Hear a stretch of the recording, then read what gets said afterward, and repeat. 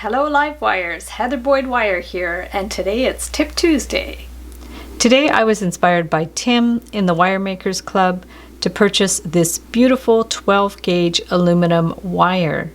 Tim has made all kinds of beautiful rings, pendants, and bracelets. I'm going to link up his channel below where he has some tutorials for the bracelets and the rings, and I'll also link up where you can purchase this wire on Amazon.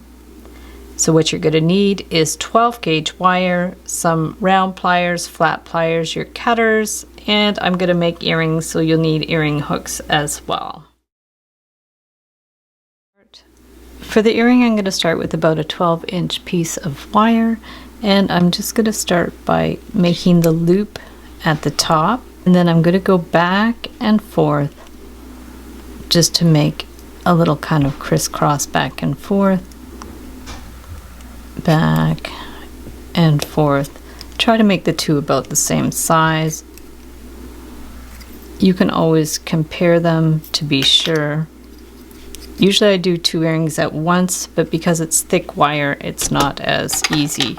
I'll just hold this one on the cone, and I'm going to bring this one around to make a spiral. When you're making the earrings, try to make them at the same time to compare them. I'm just going to eyeball it because I've already made the one.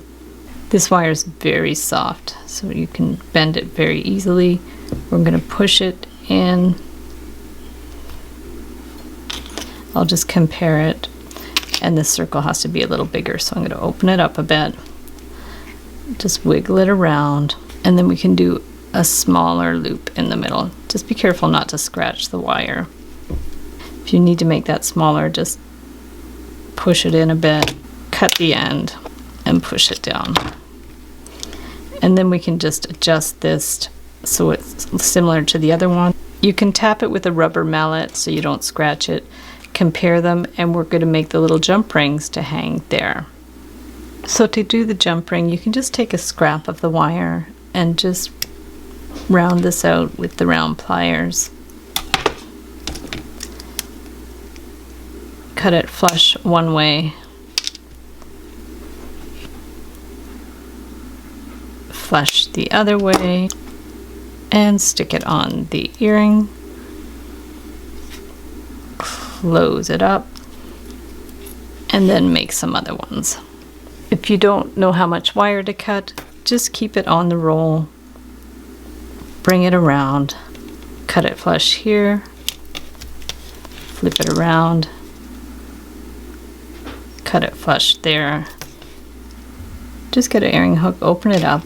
If this is too thick, put a jump ring on there first. Put it on there, close it up. And there you have your beautiful, funky, lightweight aluminum earrings. For the flower, I'm going to get about a 15-inch piece of wire. I'm just going to cut the end flush. I'm going to start by doing a loop.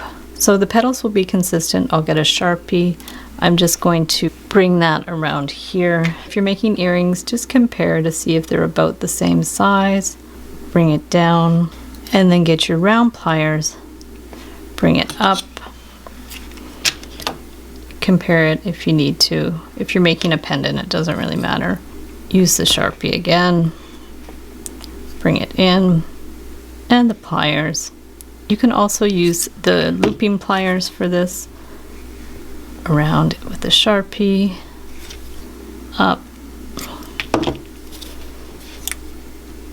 down, and then one more, up, and down. So we're going to bring all these petals in, push this one in, position them how you like, and then we're going to push this one out. Take your cone and bring it in a few times.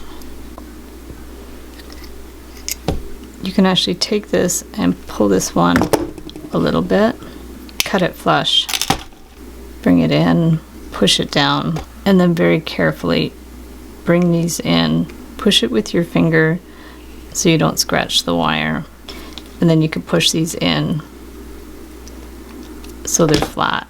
Bring this one in adjust this if you need to bring it in a little more. Bring it into the point that it covers that loop at the back. This could be large earrings or a pendant. So for the first ring, you could use about a 12 to 15 inch piece of wire and then just give it a good bend in the middle. Just push it in, squeeze it if you want to. You can start the curve with your round pliers. Take your ring cone and then just bend it around, all the way around to where you want it. And then we're just going to separate this a little bit. Take the cone and bring it around a few times.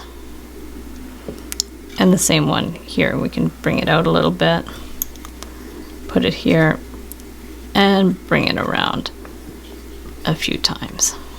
And we're going to cut that flush and that one too.